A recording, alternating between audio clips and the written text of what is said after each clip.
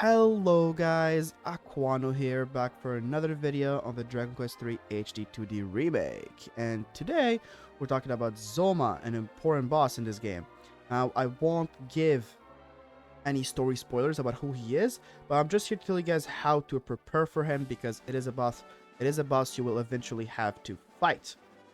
So, at some point, I will show some gameplay about me fighting him, but that will be later in the video. And I'll put disclaimers, so don't worry about that. Now, let's start with recommended levels for Zoma. What level should you be at when fighting him, or before fighting him, especially? So yeah, let's get right into it. Now, the recommended level for Zoma is between 35 and 45. Anywhere between those, as long as you have good gear, because that's like the most important thing. As long as you have good gear, anything between 35 and 45 should be fine. Now, this is a big margin, so I recommend level 40. Now, obviously, if you're someone who prefers to grind and like just run over the boss, then you can get to level 45. If you're someone who enjoys a challenge, level 40 or even lower is fine. Now, this is the party I beat him with. I had my hero at level 43. And my other party members are 39, 39, 41. Now, obviously, since your class changed a couple times, the hero is going to be higher level. So, use your hero as a benchmark. But, yeah. So, any level between 35 and 45 should be fine. I recommend 40. And if you guys already beat Zoma, or if you guys are just revisiting the video, please let me know at what level did you beat Zoma. Let us know in the comments. Now, in this second part of this video, we're going to talk about what does Zoma do? What kind of moves and magic does he have? Now, keep in mind, this is very important. Zoma never repeats himself in the same turn, meaning that he won't use the same skill or spell twice in the same turn. Now, he gets around 3 actions per turn. I think he always does. Sometimes he acts twice, I believe, but most of the time he will act 3 times, and he will never repeat the same spell or skill twice or thrice. Now, what kind of spells does he have? Now, for offensive spells, he has 2 AoE ice spell, which is Ice Blizzard and Crackle. One does medium damage and the other does strong damage. And the same thing for breath skills. He has 2 ice breath skills. One that does medium damage and one that does strong damage. Why is that important? It's important because he can use them twice in a row if he can just use the different ones. The one that does medium damage and the one that does strong damage. So in total, he has 4 AoE ice spells. That is a lot of AoE ice skills. So 2 AoE ice magic and 2 AoE ice breath skills. Then the only non-ice elemental magic he has is Cast Swoosh, which he will cast sometimes, not too often. Cast Swoosh is a strong AoE wind spell. So he has 4 ice spells, 1 wind. Now, in terms of status, he has an AoE Dazzle spell, which has a chance to dazzle your entire party. Now, when it comes to physical attacks, he doesn't have too much, but he will physically attack sometimes, and those are single target. So if he uses AoE attacks to put your entire party low, he can use single target attacks to finish off one of your party members. So keep that in mind. He is not entirely magical. He has 2 single target physical attacks, one that does kind of like mediocre damage, and one that always crits. And the one that always crits is very scary. So yeah, keep that in mind. Now, he, very important, he has a skill that removes every buff your party has, including Wild Side, which can be annoying. But the silver lining is that he doesn't use it often, and from my experience, he only used it when I had a lot of buffs stacked. But that's just my experience. Let me know in the comments if that was different with you.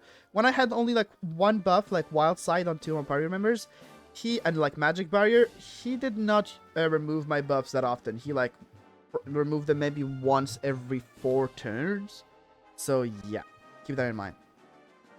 But very important, even though he can remove buffs from your party, he cannot remove debuffs from himself. So putting him to sleep or lowering his defense or attack is a decent strat. Now, he also heals every turn, but that is a very, very minor thing to keep in mind because it's not permanent. It's only the beginning of the fight. As soon as you use the Sphere of Light, his healing, his passive healing will be removed. Now, it's recommended to use the Sphere of Light on turn 1 and equip it, but if you forget, the game will prompt you to use it after 3 turns. So, don't worry about that. But it is recommended to use it turn 1, keep that in mind.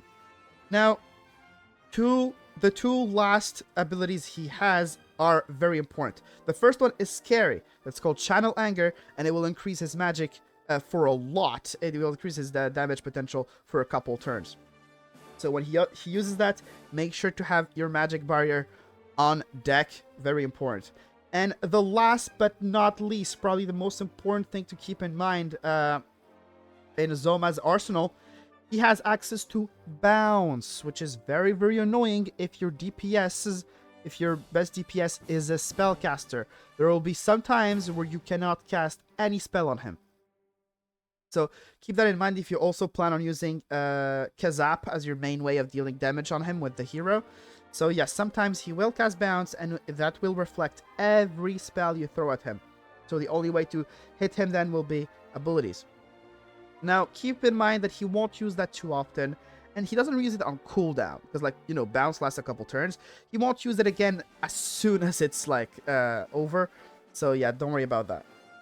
So, recap, he has 4 ice spells, 1 wind spell, he can dazzle as status, he can remove buffs, he has some single target physical attacks, he can boost his magical damage, and he can reflect spells. So yeah, keep that in mind when you make your plan, and let's get to the next part, the recommended party. Now, what are the 3 party members you should bring to the Zoma fight, and what is the best setup? Now, we talked about the recommended level, but what is the party you should bring to that level? First of all, there's one party member that I recommend every single person, no matter your what you have right now, to always have, and that is a sage with the Duplic hat. A sage with a Duplic hat should be your first party member, or the one you're sure to bring, and that's because it comes handy for a lot of things. First of all, the sage, if you bring him to around level 40, which is the level recommended for this fight, you're gonna have unlocked multi-healing, and multi-healing with Duplic hat, which is the hat that makes you cast twice. I included him in my recent video about late game gear. But yeah, if you cast multi-healing twice, you will heal your entire party for 150, which is so useful to keep your party alive. Instead of like full healing every single party member individually, you can in one turn heal your entire party for 150. Now, a mage who was previously a priest that learned multi-heal can also work. So like if you had a priest for a long time, you can make him a mage and then have the equivalent of a sage, but like it's obviously a bit more complicated because you have to keep your sage, not your sage, you have to keep your priest for longer to get multi-heal, so it's a bit of a hassle, but it doesn't matter who you made a sage, as long as you have a sage in the late game, he will have all the spells you need, so that's why I recommend the sage as your first party member. Now, this caster's job is to keep your party alive, by not only healing, but also casting magic barriers and insulating barriers to make it easier for you to deal with Zoma's spell and breath attacks. We said that his main damage dealing abilities are 2 ice breath and 2 ice magic spells. So those skills learned by the sage and also the mage, but you know, I'm mainly using the sage here, are going to be very useful. Now, if there's a turn where you don't need to help your team stay alive, if you're already healthy and already have the buffs, now, you can help your team by putting Zoma to sleep. Zoma is indeed able to be put asleep, and the Duplic hat will give you 2 chances of putting it to sleep, so that can be pretty useful. Now, Kabuff can also be useful, but it doesn't help with Zoma's spells. But like I said, he occasionally smacks a party member with his hands, so it could help with that. Now, after the Sage, you're gonna have 2 other slots. Party members. Now, these party members, I recommend for you to choose 2 DPS, since the hero has some healing abilities. and we're using Duplic multi-heal, the two other party members need to be DPS. Because, you know, surviving is great and all, but you need to kill Zoma ASAP. Now, what are the best party members here? Now, at this stage of the game, obviously, depending on how many friendly monsters you unlocked, Monster Pylon plus Wild Side combo is crazy. It's one of the most reliable options for constant DPS. So, ideally, you have two party members with Wild Side Monster Pylon, so you can just spam Zoma. Now, if you don't have that, a regular DPS works just fine.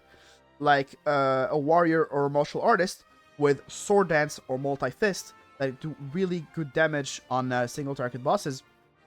That also work.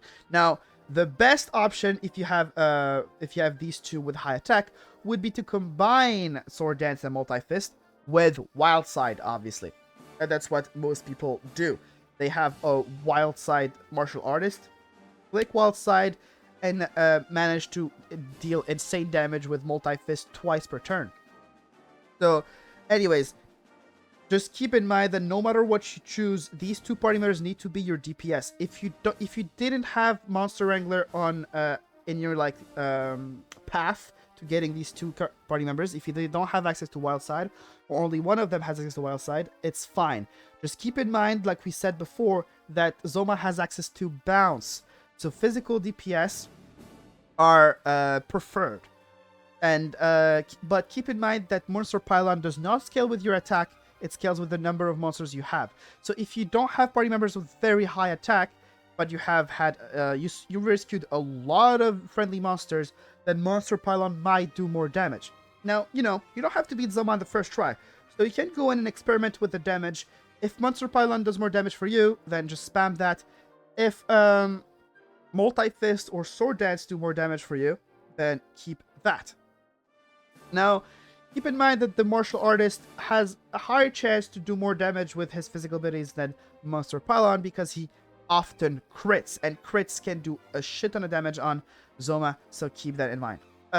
Small recap, magical DPS are not that good because of bounce, but they can be viable, and you should prioritize Monster Wrangler, Martial Artist, and Warrior as your 2 DPS slots. Now, a Thief who also has access to Wild Side and Monster Pylon can be a viable option. Now, I don't want to spend too much time on this, so let's move on to the hero. The hero's job is simple. He does solid damage with Kazap, and he is an occasional healer in case your sage isn't enough or is busy casting something else. You can do single target healing. You can revive in case you need him to revive someone. So yeah, this is the hero's job, and this is it for party composition for Zoma. Now, how should you equip and gear up the party that you chose? Now, when choosing your gear, you have to keep in mind all the things Zoma can do, which is the first part or the second part of this video. Now, I am here in my save that's right after I beat Zoma, just to give you some examples. But keep in mind, if you have different classes than me, you're going to have different options of equipment. These are just examples. I'm going to give you generic guidelines about what to equip. So, first of all, anti-ice gear. Obviously, I think everyone knows that anti-ice gear is going to be very important because he has 4 different ice attacks. So, every party member who can equip the Flame Shield should equip the Flame Shield. Party members that can't equip the Flame Shield can equip something else. For example, the Tempest Shield for the Martial Artist.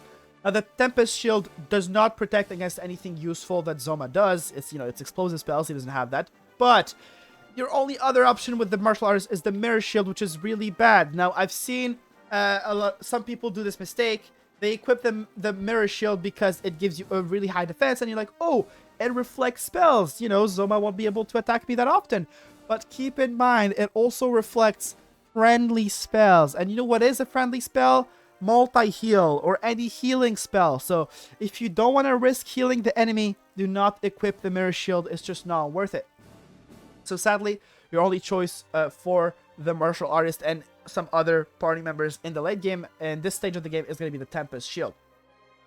Now, For the Sage, Silver Shield works just fine. It's definitely your best option. Or Magic Shield if... now, the drop in defense is definitely worth against magic attacks. But in my experience, my Sage struggled with his physical attacks. So, yeah, because the Sage has low HP. And you already have a bunch of protection against magic with Magic Barrier and stuff. So most of the time, I died to his crit physical attack. So even though Magic Shield does sound more worth it, Silver Shield can help you survive in more general ways. So, I talked about the Duplic hat before. But, yeah, that's it for shields. Actually, that's not it for shields. Let me... forget about that. I forgot about the most important shield, which is the Hero Shield. This is definitely, absolutely something you need to get before Zoma. I included this shield in my most recent video about late game gear. This shield protects you against fire and ice attacks and gives you a very, very high defense. So definitely a must-have. But yeah, that's it for shields. Now, when it comes to hats, the only one that stands out in this is the Duplic hat. For the rest of your party members, just put what's best. Now, for the hero, obviously, the Auroral helm is going to be really useful, which is the repaired version of the Ortega's helm. This is also included in my most recent video. Now, I can't really show you where to get it quickly because it involves an entire side quest, so go watch my most recent video if you want to know how to get it and if you don't already have it. Now, shields, hats. Now, let's get to the armor. Armor for the MC is definitely going to be Auroral armor. Now, the Auroral armor protects against fire and ice attacks. It is very, very good, and it heals while they walk well. That's not really useful for Zoma, but that's something to keep in mind. Where do you find the Auroral armor? Now, I've already received some comments about this, but the Auroral armor is located in, where is it? In Ruby's Tower. Where the fuck is it? There it is, Tower of Rubies. It is at the summit of this tower in a specific room with a chest in the middle. You'll get the Auroral helm.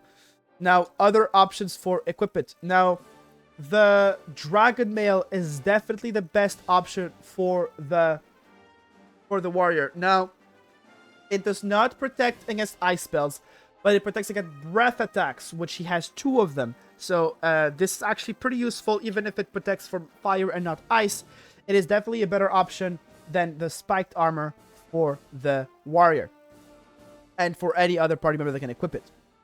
Now, the martial arts doesn't have many options, sadly. The Dragon Dojo Duds will be definitely the best option here. Now, I say best, but the Shimmering Dress is technically better. Now, the reason why I swapped Shimmering Dress and Dojo Duds is because the defense on my Sage was very low, so I gave it to the Sage to be able to, you know, catch up with the rest of my party in terms of defense. The Dragon Dojo Duds does protect you from ice attacks. Same thing for the Shimmering Dress, though keep in mind these 2 are very, very good. Now, that's it for armors. Just give your best armor to your party members. Obviously, you're going to have different choices than me if you have different party members. So focus on ice protecting gear, breath protecting gear, spell protecting gear, and obviously the best gears in terms of defense. Now, in terms of weapons, I won't go into details because there's not any particular weapon that is good here. You just have to you know, get your best weapons. Now, the Sword of Kings involves a specific side quest, which I also covered in another video. It's kind of long, so I won't go into details here. Now, we covered shields, hats, armors, weapons. Let's get to the accessories. So you have 2 slots. One thing to keep in mind, very important, is that you won't need your personality equipment accessories during the fight. Why? Because personality affects stat growth, and most of the time you will not get a level from Zoma, or at least like 1 level. It is not worth sacrificing as an accessory slot, so just put the best accessory slot, the best accessories you have. What are the best ones? Banishing Bell is very good to prevent ailments like his Dazzlement. We also have Spirit Bracer, which can give you some defense if you don't have enough, for example, on your Sage or your squishier party members. We also have the Elevating Shoes, which give a lot of luck to your party members, which can be useful for critting. very good on like the warrior and especially on the martial artist. Now we have the meteorite bracer, which is just as good as spirit bracer. It gives a lot of agility. The agility is going to be very, very good on your healer because it's going to allow him to heal quickly before Zoma acts. So yeah, just keep in mind, don't put your personality accessories, use your best accessories. And yeah, that was just like some general advice. Like I said, if you have different party members, different classes, you're gonna have different options. So just keep that in mind and put the best you have. Thank you guys for watching this very long video. I definitely yapped maybe a bit more than necessary, but you know, I had to like get that out of my system, because when I make these guided videos, you guys have a lot of questions, so I try to predict some questions, give you, you know, where you can find stuff and why you should equip that stuff or choose that specific option. But yeah, I hope you guys enjoyed the long form video, and let me know in the comments if you have any questions, and especially tell me with what party did you beat Zoma. I'm definitely interested to see what you guys cooked up. So yeah, it was Aquano. I'll see you guys next time. Peace.